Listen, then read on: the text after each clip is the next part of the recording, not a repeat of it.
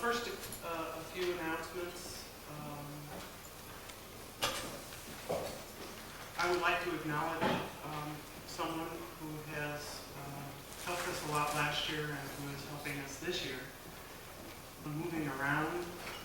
Jerry was a student last year and he is helping us with all our AV needs, which are more complicated than you might think. So thank you, Jerry. Thank you. There's a gentleman over there who is videotaping the lectures for us. He's done it for several years. His name is Steve Black. Thank you, Steve. I want to take this opportunity to introduce our speaker for today. Dr. Stephen Watrous has his Ph.D. from the University of Washington. He is a Russian scholar, but he also has taught European and German history. We are especially pleased because Dr. Watrous is a member of the Holocaust Study Center Faculty Advisory Committee and has given us good counsel and helps us in our work. And it's very important to us. He also has lectured for several years. It's 5 years. 5 or 6? You're not counting. Who's counting? He's going to be speaking to us today on the origins of the Third Reich. And after his remarks, we're going to see a video which he will introduce, and then we'll have questions afterwards. So, I'm very glad to introduce Dr. Stephen Watrous.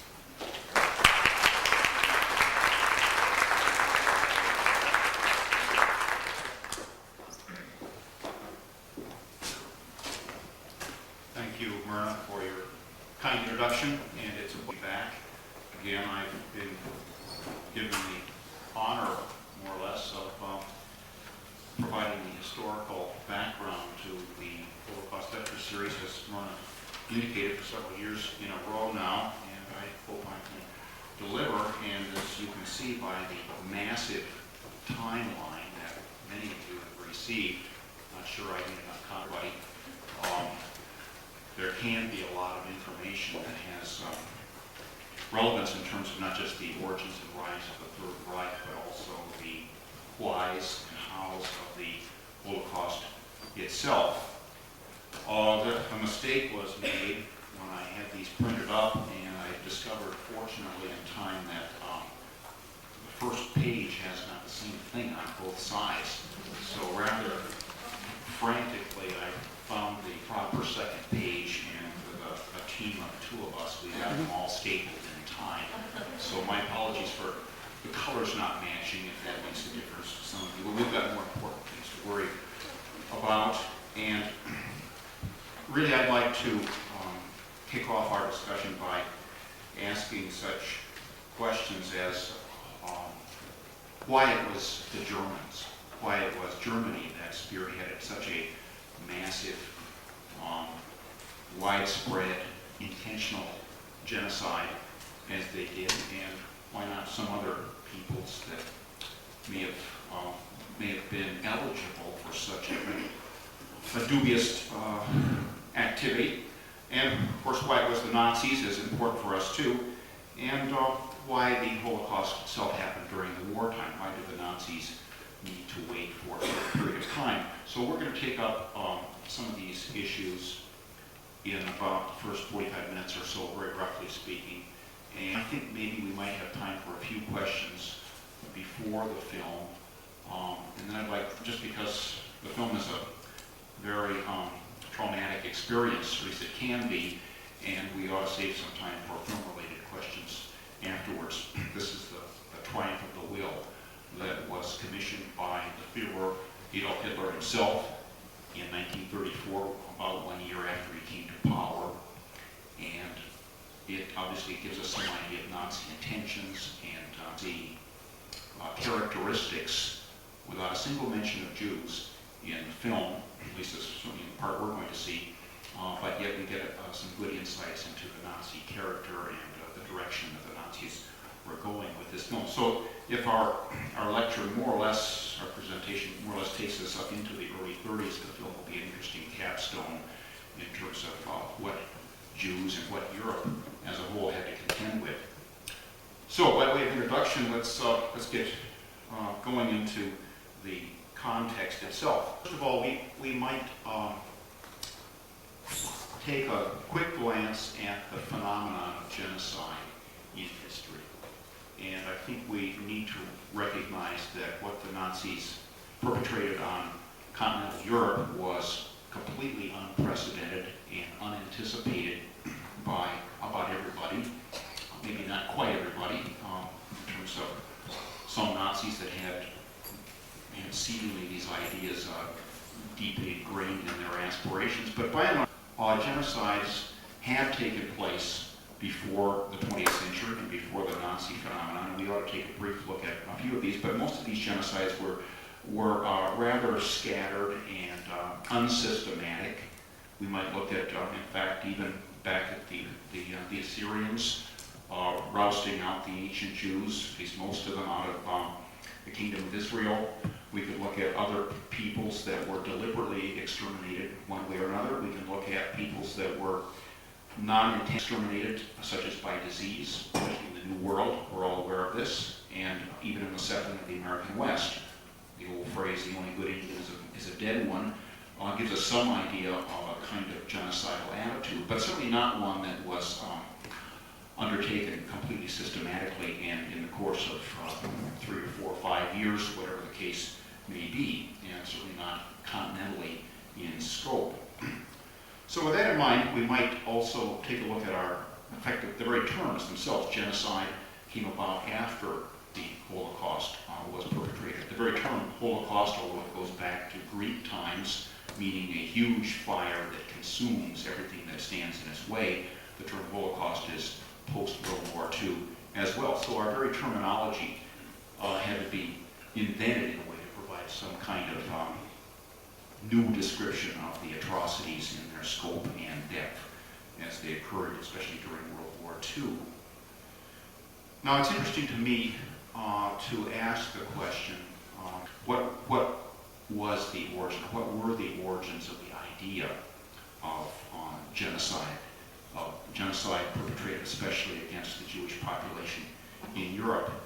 And this issue has been raised among scholars recently, especially by a Harvard scholar, at least at last notice. This was Daniel Goldhagen. And Goldhagen takes the point of view that Germans were, let me see if I can get the quote here. This is a quote that appears in your anthology by Niewick several times, and I'm just going to quote that ideas about Jews that were pervasive in Germany and had been for decades induced ordinary Germans to kill systematically and without pity. And I'd like to just toy, if that's the right word, explore that idea a little bit, and we need to look at it in depth and in breadth. If ordinary Germans were imbued with ideas about killing Jews systematically, how long did they entertain such ideas? And how far back do they go into the character, whatever that may or may not have been? And as far as I can determine, Goldhagen really does not provide much of a comparative context. It's the Germans were this, the Germans were that, and we don't really know how they got that way. And we don't know how the Germans compared with other European nations, peoples, groups, Christian groups at least. And I think that it's interesting for us to raise this question because certainly before the Nazi Holocaust, we see aspects of deep-seated anti-Semitism, some of it not necessarily violent, such as in France at the turn of the century, the famous Dreyfus affair tore France apart psychologically at least, with its anti-Semitic implications and the idea that the Jews were infiltrating the security of France. By the way, you might notice on the back page of your handout, you've got some figures that provide population, rough estimations of populations of relevant countries in Europe and their Jewish populations, as well as their overall populations. And I think this is important for us to try to get a handle on this question of why one nation more than another went berserk, if that's the word, went rampant in their anti-Semitism as opposed to another. But needless to say, before the end of World War I, Germany as a nation, as an empire, as a second Reich, really did not experience, as far as I read history, the extent and the scope of anti-Semitism to the degree that even France or some of the countries to the east, such as the Austrian Empire, east and south, centered in Vienna with anti-Semitic parties, and for that matter, providing the birthplace of one Adolf Hitler, who learned his anti-Semitism outside of Germany, and such that some have claimed or theorized that German anti-Semitism was induced in part from an Austrian brand or variant that was maybe much more virulent than the German anti-Semitism, latent or whatever. If you look at those population figures on that sheet again, you get some idea of what Austria, at least in its post-World War I ethnic configuration was. A large percentage of the Austrian population was Jewish. Of course, this is not the entire Austrian Empire, this is the Republic of Austria, but it does give us some idea that the Vienna that Adolf Hitler moved to and grew up in and cultivated his anti-Semitism was that had a large, influential Jewish population. And by contrast, Germany, as it appeared in post-World War I times, had a much smaller Jewish population. I won't give you the figures, you've got them right in front of you, but needless to say, Germany had a very small and relatively integrated Jewish population. And if Goldhagen's thesis has validity, we have to say that if the Germans entertained really deep-seated kind of killer-style anti-Semitism, then it may have been a function to some degree of the integration of Jews into public life in Germany, as opposed to some of the places, some of the countries to the east of Germany, such as Poland, Ukraine, Russia, even the Austrian Empire, where Jews lived a more traditional life in their own shtetls or ghettos, more traditional ghettos at least, or more segregated areas with traditional customs were far less integrated into the fabric of some of these other nations or empires. And if we look at the record, we can see that indeed in the Russian Empire, the very word pogrom, kind of Jew bashing physically of people and property, was relatively endemic long before anything like this occurred in relatively civilized Germany, from the 1880s and 90s all the way up through the Russian Revolution even into the early 1920s. We've got a phenomenon of large outbreaks of violence. And in your Gilbert book on one of the maps, you've got an incidence around 1920 of 60,000 Jews having been massacred in the Ukraine. Now this is, Germany had nothing to offer, so to speak, by comparison with this. And so certainly we can see that other parts of Europe had a history of virulent anti-Semitism, and for that matter, an anti-Semitism that was probably more traditional than the Adolf Hitler style, and that it was partly religious-based and partly economic-based and far less biological, so to speak, and racial or pseudo-scientifically based, such as the Nazi form of anti-Semitism that was influenced, of course, by scientific ideas, Darwinian ideas of competition for the struggle for the survival of the fittest, and so forth, so that other anti-Semitisms were relatively more traditional than the biological one that ultimately results in prohibition of any sexual relations or intermarriage early years of the Third Reich. We see nothing of this kind of legislation in any of the other countries. Okay, let's see. Also, I think we might ask just the simple question of why did it take, if the Germans, or even speaking more broadly, Western Christian civilization, 2,000 years to launch such an extensive genocidal or religiocidal assault on Jews in their midst. Why didn't it happen earlier? Well, certainly we can see outbreaks of this. They're there on the historical record, but I think we have to look at the means of being able to do such large-scale, widespread atrocities, and certainly the technology is all important in what the Nazis were able to accomplish with, for that matter, one country that was able to utilize it, various technologies in terms of transportation, railroads and boxcars, for instance, communication, record keep, coming upon the proper, or at least an efficient, relatively efficient means of gassing Jews to death with the Cyclone B cyanide gas that was finally, that they came up with in a far more efficient way than just outright shooting and killing and so forth. But the fact is that technologically, such a mass genocide could not have taken place at any earlier time. And the experience of a total war like World War I, where many of these tech were tried out, and in fact the war itself was a kind of mass Holocaust for many as well. So certainly we can see that the early 20th century was capable of doing this, but of course it needed the will and the determination to carry out such a policy. And if the Germans were, quote, ripe for this, then obviously they needed some kind of inducement for such. And I think in this respect we have to look at not the technologies involved in World War I, but the consequences of World War I. If we're going to ask the question, why was it Germany that needed to finger point, find a scapegoat, and go on such a tear as they did? And we can find some of the answers to this in terms of Germany's humiliation after the war. That Germany, far more than any other country in Europe, really took the brunt of the peace treaties. And there was really no redeeming factor up there for Germany to take solace or even joy in its situation after World War I. All of the neighboring countries in Europe, assuming that all these countries have got latent anti-Semitism that could crop up. Of course, this is not what Goldhagen assumes, but I'm trying to look at the possibilities of anti-Semitism rolling into some kind of lethal outbreak.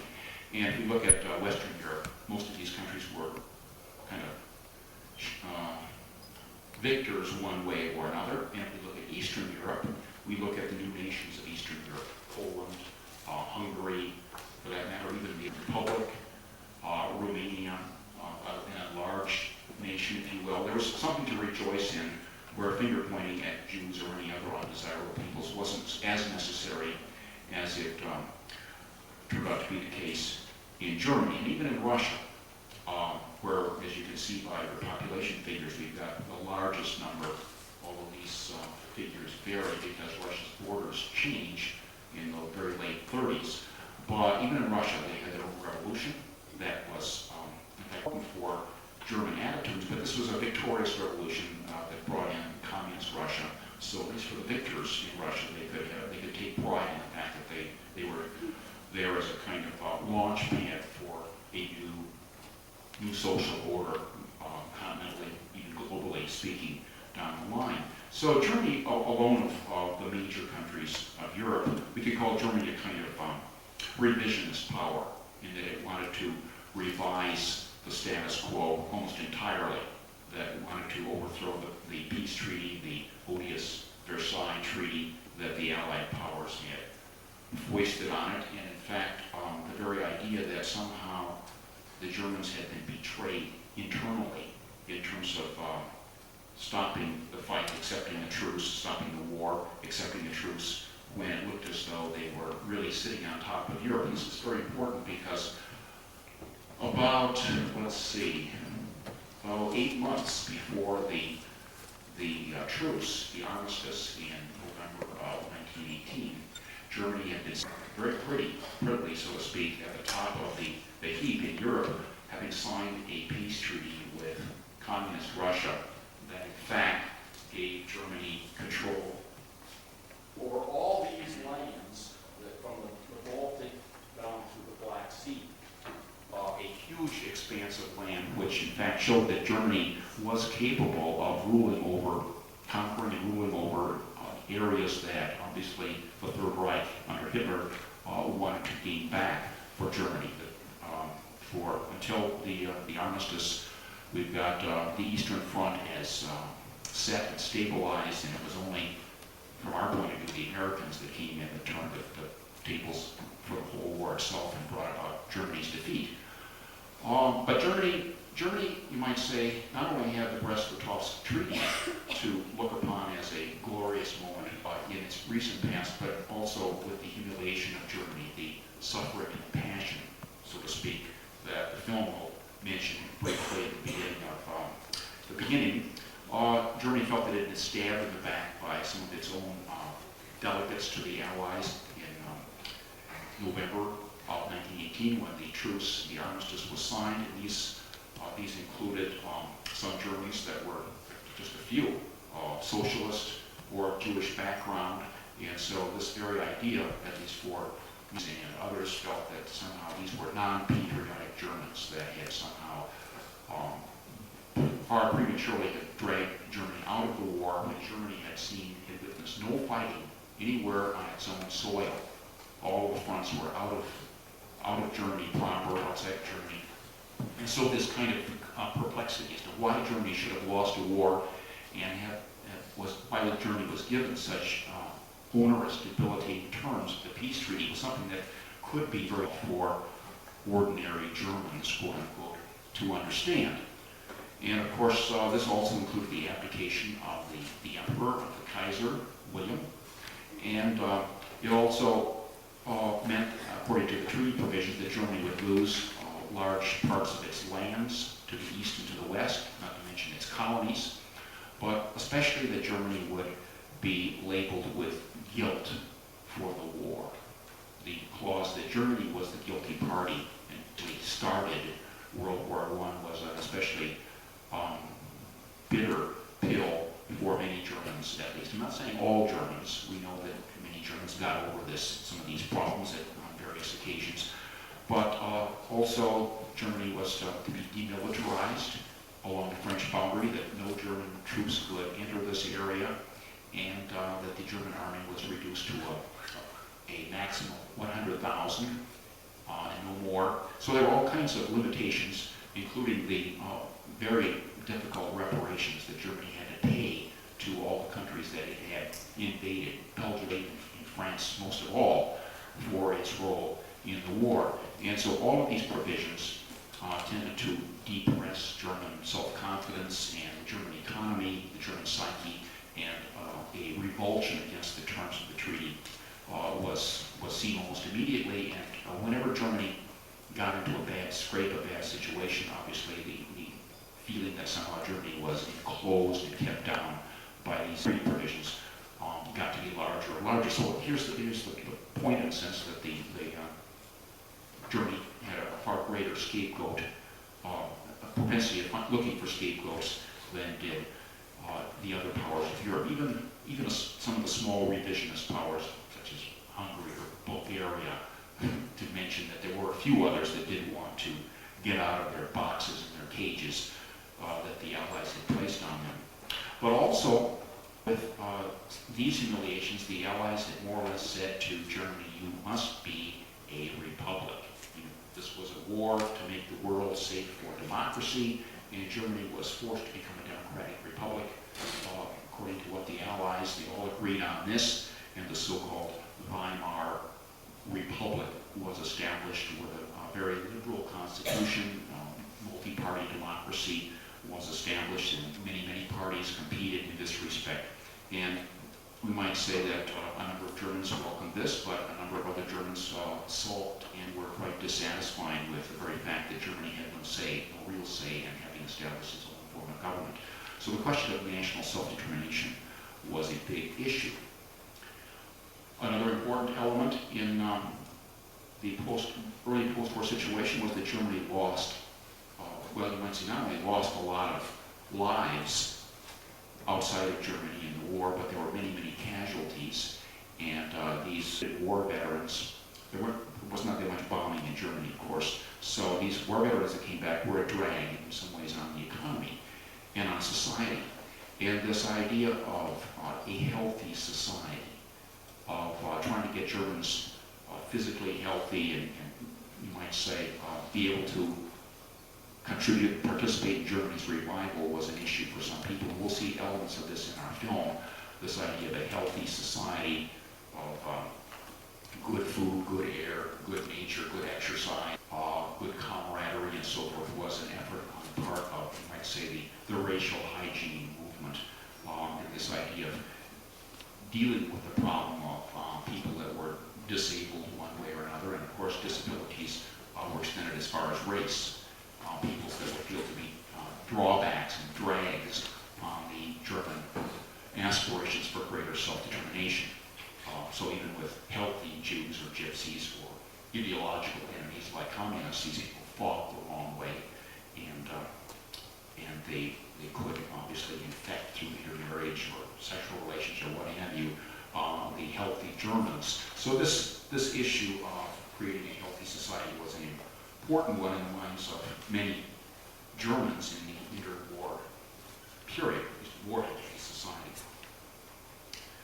Okay, now one other thing that we need to comment on that was a reason for Germany feeling, or some Germans at least, feeling that they're in a box, was the advent of communism, international communism.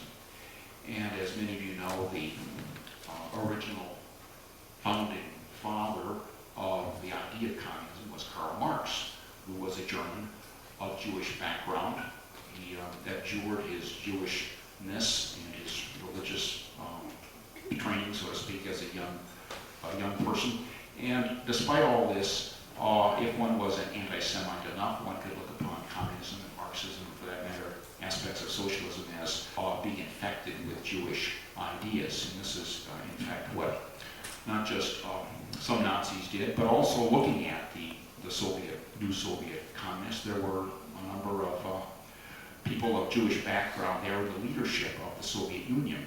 And this includes Trotsky and Zinoviev and some others, but even Lenin was seen as possibly having come from Jewish ancestry through his German mother, so to speak, or at least German-derived mother.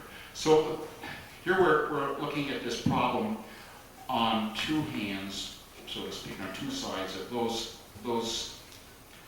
most insidious enemies of a German republic. Communism itself and the implementation of communist parties all over Europe, at least in countries that would allow them to function or even flourish, in which the Weimar Republic in Germany was one. And also, we might say, the problem of international Jewry. Jews in Europe had experienced a certain kind of revival that was seen by some anti-Semites as a kind of menace. And even though Zionism, this idea of the aspirations for a Jewish nation state somewhere in the world, whether it was Palestine or somewhere else, Zionism obviously was not committed to the idea of upsetting Europe or whatever, but it certainly gave an idea of a kind of Jewish revival. And yet there were also fears of Jews that, especially assimilated Jews, that were working from within to prevent the proper development, so to speak, of Gentile or Christian nation states, if you will. And so this idea of Jews that weren't necessarily Zionists, but ones that were a kind of conspiracy of world Jewry. I put in your sheet here the Protocols of the Elders of Zion, way up toward the top, 1890 or so. This was proven to be a forgery in one way, but it was basically enough to convince anti-Semites that Jews were, some Jews at least, were out to take over the world financially or what have you. So we see a lot of kind of ominous myths out there, and certainly with the coming to power of communism, there was a feeling that communism was just an extension of this worldwide Jewish conspiracy. And in fact, we could even take this a little bit further, because Hitler tended to feel that sooner or later, international Jewry wanted to plunge Europe into some kind of war. And for him, World War II was in many ways, a war against international Jewry, that they were the ones that had sparked this war in Germany, had to fight against Jews in all places and anywhere in their own self-defense. Okay, let's go from here into, we might say, the issue of the Depression. Germany did revive as the 1920s went on their way, and the German economy recovered to some degree. Germany joined the League of Nations and was on its way to becoming a more respectable and more respected member of the world community, the independent world community. And then the Depression hit Germany. We see once again finger pointing and questions as to how did Germany get into this and how deeply affected Germany was. We had to pay reparations to many of the Western powers, and of course suffering partly because of its dependent economy, dependent upon U.S. loans to be able to pay off these reparations. So when the United States took a big loss in the Depression, the German couldn't keep up the loans to Germany. Obviously, the German economy suffered even more. We've got huge productivity losses and job losses, and about 30% of the German workforce was without jobs at the nadir, the depth of the Depression. And obviously, the quest for new solutions for Germany was undertaken in a major way. And so with this, of course, we've got the rise of, within this democratic liberal political arena of the party, the Nazi Party, which had been around since the early 1920s, whose ideology had been articulated by Hitler while he'd been in prison. In fact, he dictated Mein Kampf with all of his various ideas, including views on what to do with European Jewry and so forth. And the Nazis, as a national socialist party, were able to provide a fairly good showing year by year, and both communists and Nazis were able to gain these elections that were held in the early 1930s, and ultimately Hitler was able to get the confidence of in fact forced the confidence of the German President Hindenburg, a World War I veteran of great renown, to have him appointed as the Chancellor of Germany in January of 1933. And this was the year and the month, in fact, which Hitler proclaimed as the moment of German rebirth, of German reawakening. And from now, with Hitler in power, he was able to begin to throttle the political opposition, both liberal, socialist, and communist, and for that matter, kind of co-opt whatever nationalist parties were there under his own wing, and begin the slow process of eliminating eliminating Jews from German public life. First of all, setting up the first concentration camp at Dachau outside of Munich. This was not a concentration camp ever. There were models elsewhere, but certainly it was the first of a long line of camps. And it was mainly a kind of a retention camp for political dissidents. Not too many Jews were put in the camp right away, but obviously we have Hitler beginning to work on the idea of reducing the reducing the Jewish influence in German national life. And such things as the Jewish exclusion laws on page 2, the so-called Nuremberg laws of 1935. This comes into effect, in which we enforced right a year after our film took place. And so we need to keep in mind that this was not necessarily physical or exterminationist violence or anti-Semitism, but it was eliminationist violence. And this is, in a sense, the sequence, the evolution of attitude and policy that Daniel Goldhagen and others talk about, that these inherently anti-Semitic Germans obviously follow Hitler along, and they, in a sense, applaud him in his anti-policies because they too, according to Goldhagen, share many of the basic anti-Semitic traits that Hitler does, whereas others look upon the fact that Hitler's promise of a better Germany, his propaganda, his back to work legislation and provision of jobs and so forth, in a sense of destiny and direction for Germany, and for Germans was important, you might say, in having people follow the line. This is sometimes called the functionalist argument, that people got themselves into a situation where they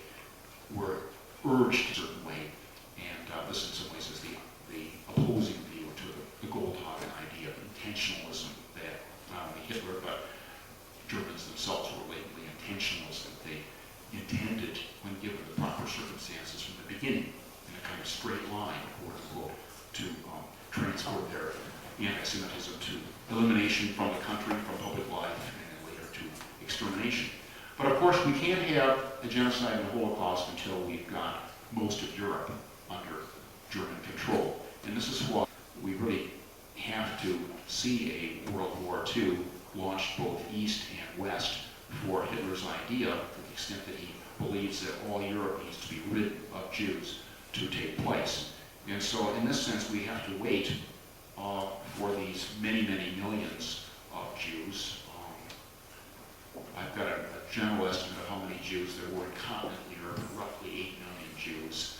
And you can see what a, pardon my expression, a kind of drop in the bucket the German Jews were as of 1939 when the war begins. In fact, over 50% of these Jews, as Gilbert tells us in his map book, had already left Germany, presumably for safety somewhere in the West. So there were very few Germans to be exterminated, relatively speaking, when World War II breaks out.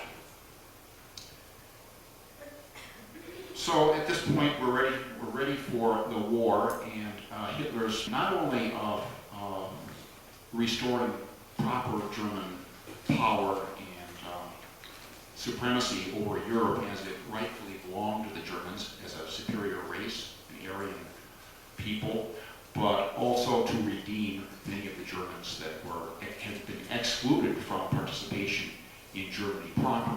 Many of these Germans living outside of Germany were to be reintegrated into the full community, the community of the German people, and given special prominence. Germans that lived in Czechia, Poland, Russia, France, for that matter. This was another aspect of Hitler's idea that Germans had to be reinstated to their rightful place of dominance in Europe that they'd only briefly enjoyed toward the end of World War I. Of course, not at the end. So this is an important fact, and you've got some figures of how many Germans were out there scattered around.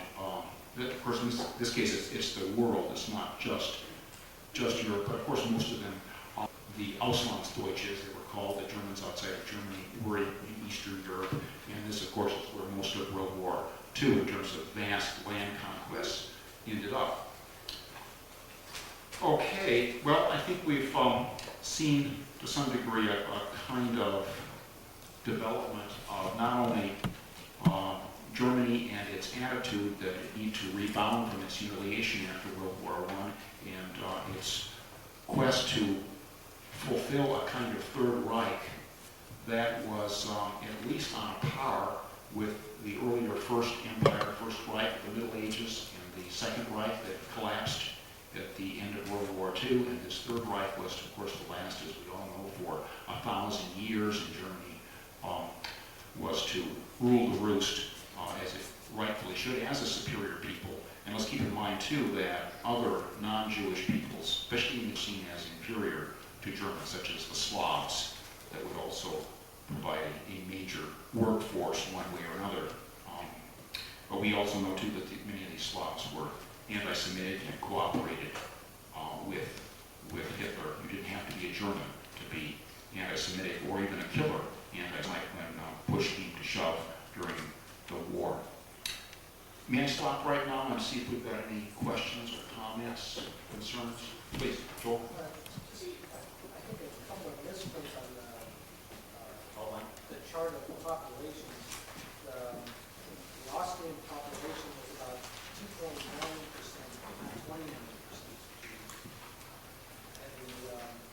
Thanks. And I think the numbers are reversed, that there were 12 million Jews in Europe and 8 million Germans outside Germany. I think that's what those totals add up to.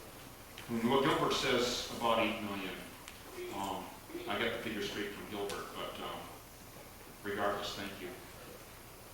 Other points? What was the Austria, that 180,000 is 2.9% of 6 million. You'd have 1,900,000 to have 29%. So obviously it's not a huge population. Other questions, please? In the book that we've been reading, The World Must Go On, it talked about that the Weimar Republic had set up two articles, Article 22 and Article 48, which gave the Weimar Republic the chance to end all civil rights, like the end of freedom of press and that. I was curious why the Weimar Republic didn't have that established. Yes, a good question. There was an article in the Weimar Constitution that gave the government the right to end all civil rights and provide censorship. Right? Did I hear you correct? Yeah. I'm not able to comment on that. We might say that Hitler put into effect very quickly after he came to power the Enabling Act, and basically along these lines it suspended the Weimar Constitution. It was not never abolished it completely, but just suspended it, and imposed his own political system on top of it. In effect, he utilized the Weimar system to come to power legally, and just co-opted it and went on his own way. Please. Another question about Weimar. I was wondering if you had any idea as to kind of the average level of political participation within it, voter turnout rates, how much the average German before the Nazis, and maybe there was a difference because of the Depression, but how much of a part, of the average German life was, taken up in political, activities? How legitimate was it? Well, that's an interesting question, because in the eyes of many it was legitimate, and we have a relatively high participation. And I need to point out that even before the war, there was a fairly high participation. The Germans felt that they were they had a nation, whether it was a Second Reich or a Weimar Republic. And in fact, we might even say that before the war, there was far less disillusionment with the Second Reich. Whereas in the Weimar Republic, we had a lot of groups that felt that this was illegitimate. As we said, it was imposed and so forth. But this did not keep them from participating in the political process. They just wanted to overcome and provide their own form of legitimacy. So they did participate in the system. And even though the Nazis were kind of out of the running briefly when Hitler was in prison, they never, unlike the Bolsheviks in Russia, they never tried to stop and get out of the system one way or another, and they participated in the political process. And so in this way, a lot of Westerners saw Hitler as legitimately having come to power, and that he had some, for instance, in national self-determination and overthrowing the peace treaty of Versailles. Westerners saw Hitler as legitimate, even though he definitely saw Weimar as completely illegitimate. Please. Yeah, in the reading, they talked about the idea of functionalism and intentionalism. Right. And I was a little confused by that. Although I've not read my Kampf, I hear that in my Kampf that there are outlines what to do with the Jews. Is that correct? Yeah. In fact, people, scholars look at Hitler and try to discover the beginnings of his intent to do away with the Jews. And we're reading somewhere Hitler's friend, August Kubitschek, back when he was in the city of Linz, recalls that he and Hitler were strolling along the street. This is probably the earliest recorded utterance of Hitler, and they went past a small synagogue, and Hitler claimed, this has got to be we can't have this here. So, in a sense, the intentionalists are looking at the early Hitler, or in a way, Goldhagen is looking at the Germans as intentionalists, and that given their druthers, they, from the get-go, whenever given the chance, they would eliminate all manifestations of Jewish culture, and for that matter, Jews as people. So because of that, then, how is it that people that are functionalists or functionalism, how do they? Well, this is, in some ways, this is the Zimbardo argument. I've just been told, maybe I should make the announcement. No announcement. The Zimbardo argument is that under the proper environmental conditions, that you can be conditioned to behave in a way that you would not expect out of yourself. So, in this respect, this is Browning's argument, Christopher Browning, that ordinary Germans were not killers or exterminationists, that they had to fall into a situation, be co-opted into a situation where they'd be turned into killers.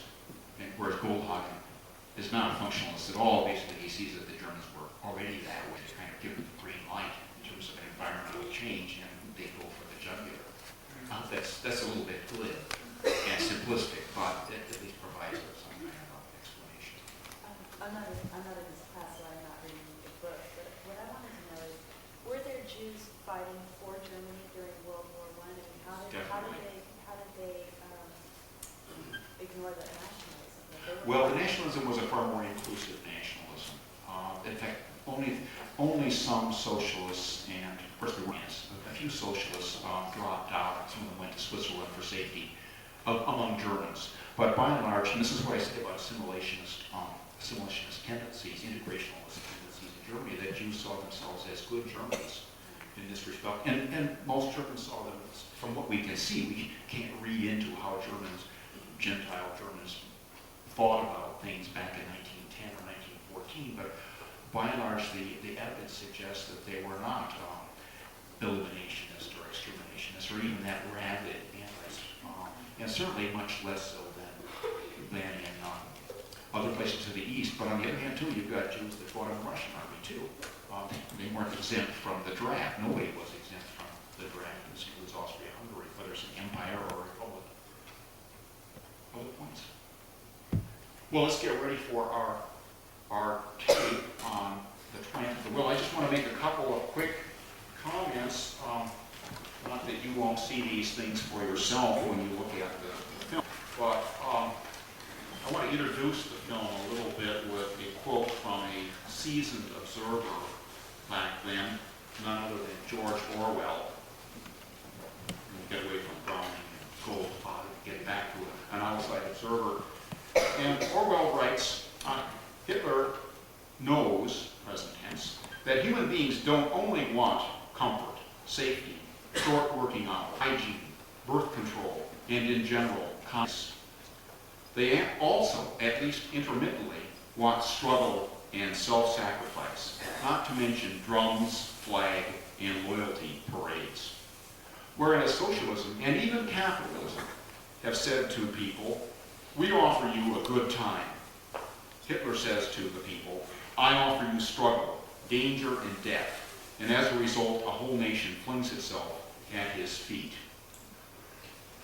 In our film, of course, we're not going to see the whole nation. We're going to see Hitler's followers and believers. This is a film that revolves around Party Day, a kind of party conference and party festivity held at Nuremberg, an ancient German city, in September of 1934. But obviously, all those that want to applaud and fling themselves, so to speak, at Hitler's feet from the city of Nuremberg, and maybe from elsewhere, are there.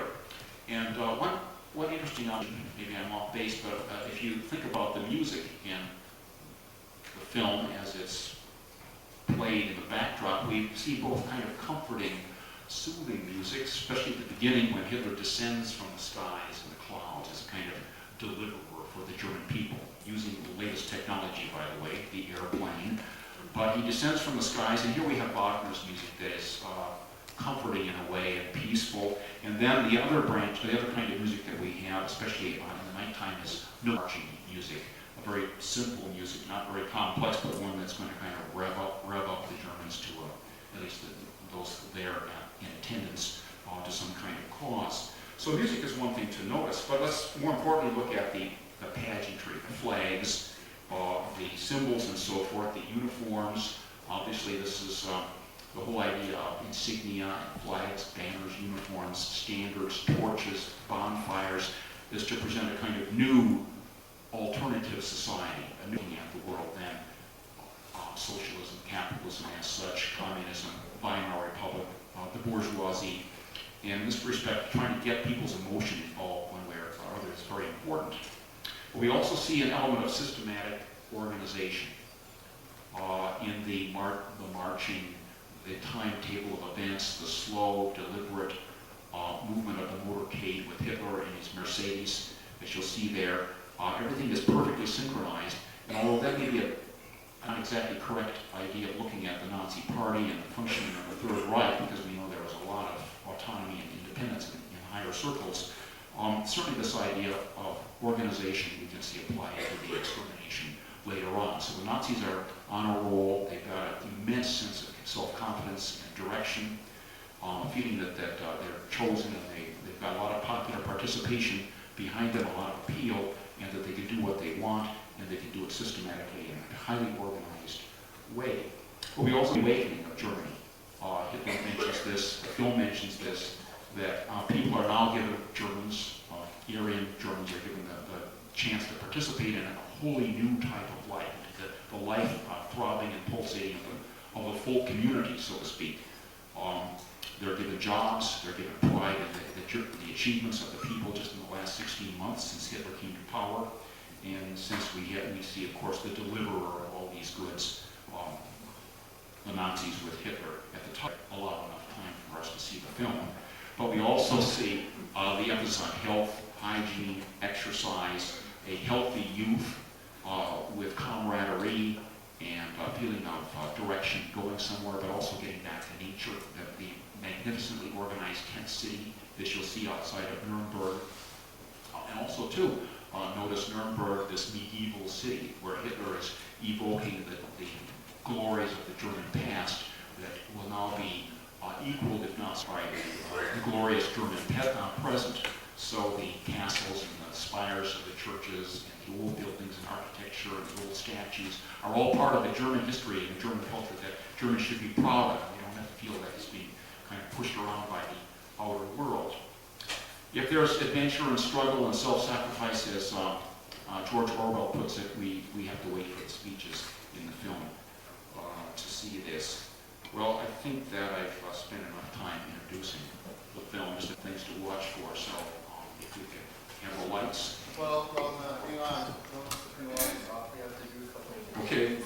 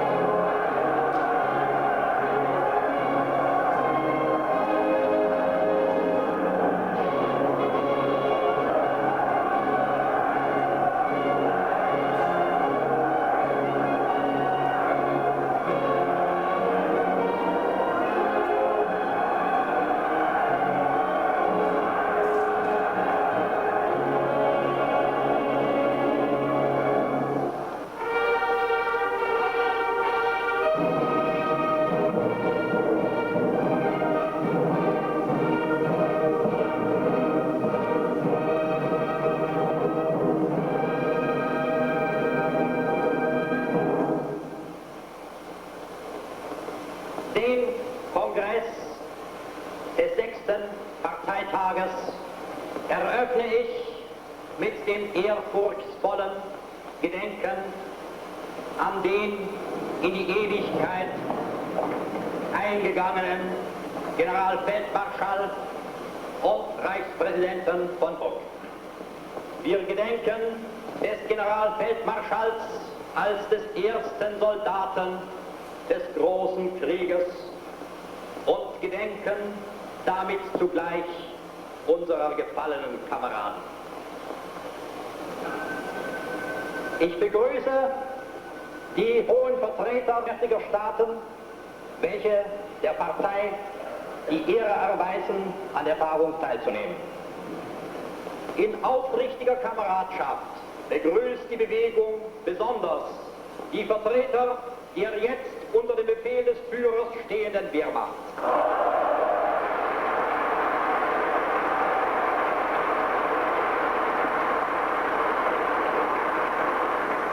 Mein Führer, um Sie stehen die Fahnen und Standarten dieses Nationalismus. Wenn Ihr Tuch einst morsch sein wird, erst dann werden die Menschen ganz fähig sein, rückblickend die Größe unserer Zeit zu verstehen und zu begreifen, was Sie, mein Führer, für Deutschland bedeuten.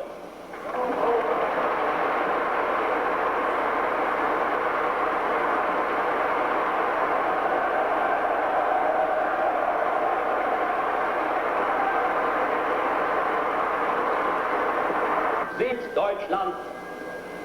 Wenn Sie handeln, handelt die Nation. Wenn Sie richten, richtet das Volk.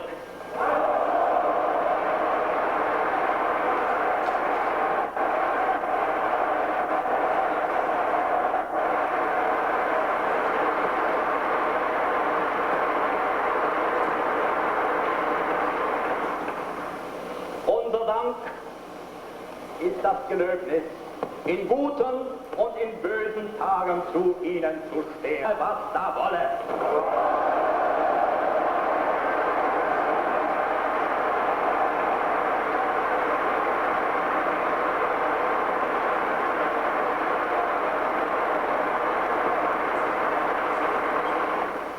Dank Ihrer Führung wird Deutschland sein Ziel erreichen, Heimat zu sein.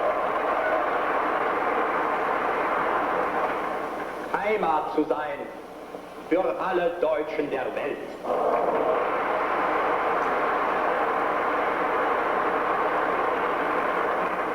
Sie waren uns der Garant des Sieges. Sie sind uns der Garant des Friedens. Sieg Heil! Sieg Heil!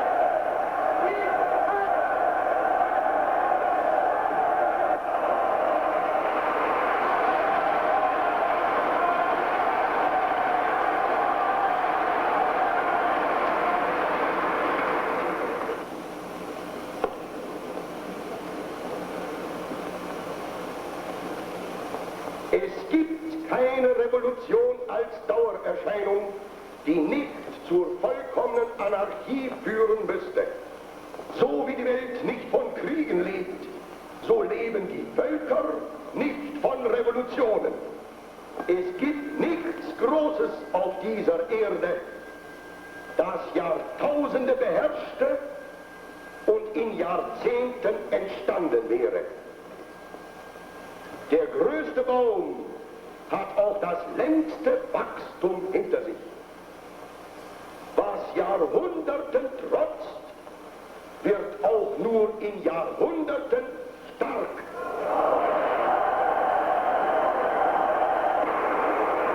Das ist unser unerschütterlicher Glaube an uns selbst. Das ist unsere Hoffnung auf die Jugend gerade heute, die stürmisch vorwärts schreiten, einst berufen sein wird, das Werk fortzusetzen, das in den Sturmjahren der Revolte von 1918 in München gegründet wurde, der ganz Deutschland erfasste und heute schon in weltgeschichtlicher Bedeutung durch die ganze deutsche Nation verkörpert wird. Denn die Wahrheit ist das Fundament, mit dem die Macht der Presse steht und fällt. Und dass man die Wahrheit über Deutschland berichtet, das ist die einzige Forderung, die wir an die Presse auch des Auslandes stellen.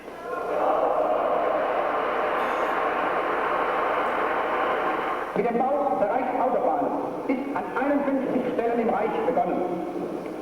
Obwohl die Arbeit noch in den Anfängen steckt, sind schon 52.000 Mann auf den Baustellen und weitere 100.000 Mann in den Lieferwerken, bei der Baustoffindustrie, bei den Brückenbauanstalten oder sonst durch das erst beginnende Werk beschäftigt.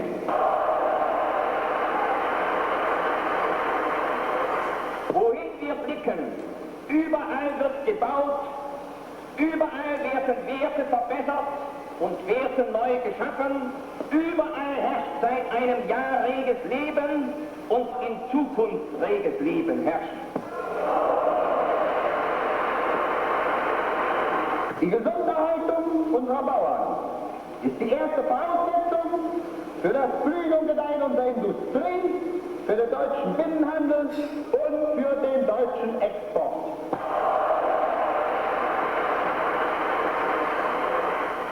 Ein Volk, das nicht auf die Reinheit seiner Rasse hält, geht zugrunde. Alle unsere Arbeit muss von einem einzigen Gedanken beherrscht werden, den deutschen Arbeiter zu einem aufrechten, stolzen und gleichberechtigten Volksgenossen zu machen.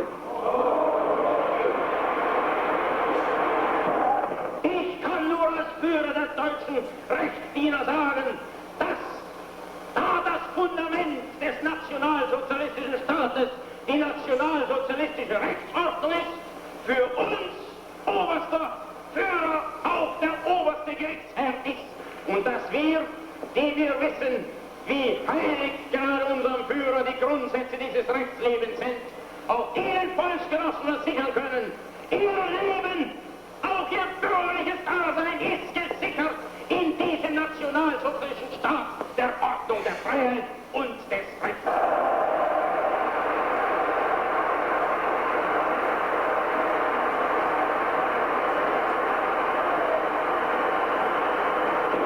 Möge die helle Flamme unserer Begeisterung niemals zum Erlöschen kommen.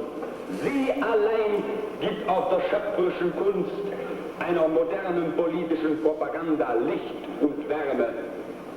Aus den Tiefen des Volkes stieg sie empor und zu den Tiefen des Volkes muss sie immer wieder herniedersteigen, um dort ihre Wurzeln zu suchen und ihre Kraft zu finden. Es mag gut sein, Macht zu besitzen, auf Gewehren ruht. Besser aber und beglückender ist es, das Herz eines Volkes zu gewinnen und es auch zu behalten.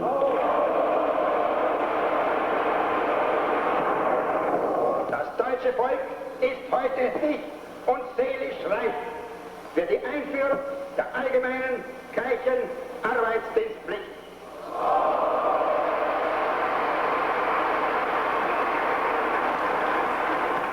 Wir harren des Befehlsführers.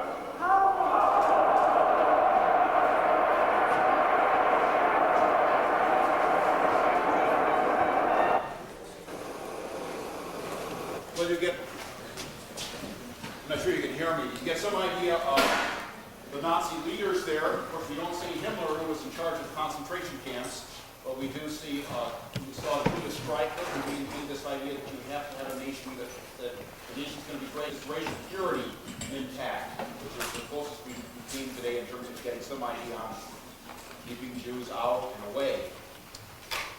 Notice all the achievements that were told about what had been done in terms of employment and the enthusiasm, obviously, especially of his party followers. This was a party meeting, of course, and of those in the city, in the town itself. But notice especially, too, that the young men are prepared for struggle, fight. They think they're just having fun, but obviously stealing these bodies for what would become a kind of German Holocaust in itself. death on the Eastern Front, especially 10 years from now, where would these people be? Whether they're in Germany or somewhere else. Excuse me. Thanks. Well, I meant to ask for questions, and maybe we've got just a few minutes left. If you've got any comments or questions about the film, please. Maybe I missed it earlier, but who was the intended audience for the film? Who was this? The German people. The German people, right. This is, as Goebbels just mentioned, their propaganda is all important. If this wasn't a superb propaganda film, I don't know what is. It's done by Leni Riefenstahl, an amazing feat by her, one of her first films. I recognize the name as the... Yeah, she lived on until the 80s for that matter, but she did this as she saw it. Okay? She wasn't necessarily a Nazi, but she did this on commission from the Fuhrer. So this was Hitler's idea. In fact, the year before, she tried to do something along the same line, but it just didn't work out. So they wanted to try it again. And I think you'll all see that they succeeded in their own way rather magnificently. She was a Nazi. She wasn't, yeah, well, she obviously wasn't tried or anything like that afterwards. She disclaimed to some degree. No? She had to in order to survive, but I mean, she was a Nazi. Thank you, John. Dr. Steiner's expertise comes in handy. Yes? Jotted down some notes as it was going on, and I have that they showed a lot of beautiful people, a lot of profiles, a lot of close-up with the face, a lot of children, and a lot of food. All these, happy. You could probably say that this was very well stage managed. Leni Riefenstahl was there with her camera, but who had done the preparatory work had done it very, very skillfully. Any other points? A question. I was at San Francisco studying conceptual designs and the rise of new technologies. And this was one of the topics was this film, because at this period of time, this was a rise of new technology that was used to its utmost to persuade minds. The work that she did was very effective, and her use of the camera, her use of scenery, her use of shots were extremely, it was probably one of the best pieces made that served its purpose very well. We should definitely give credits to Leni Riefenstahl, but let's not forget that Hitler was a kind of failed artist, a failed entrepreneur in the artistic sense, and that much of this was his conception of what a grand rally ought to be. Yes? I don't want to give the filmmaker too much credit. I was a child in Vienna when the German army marched in, and this is just the way it went. Austria still sees itself as the first victim of Hitler, and no way they welcomed everyone with open arms. And if we couldn't hang out the flag with the swastika in very short order, we were told to leave the premises, and it went on from there. I think this is a very interesting and very important viewing for mass hysteria. I'm beginning to believe Goldhagen. I haven't read the book yet, but if the people go for this without questioning, we'll have a big problem. And I hope we never experience it here. Thank you. Oh, I just wanted to know the symbolism of the clock. 12 o'clock noon? Well, just that it's time for change, it's time to be Yeah, patriotic. good point. It's Yeah, everything was seen as, definitely staged. in some ways, both the continuity from the best of the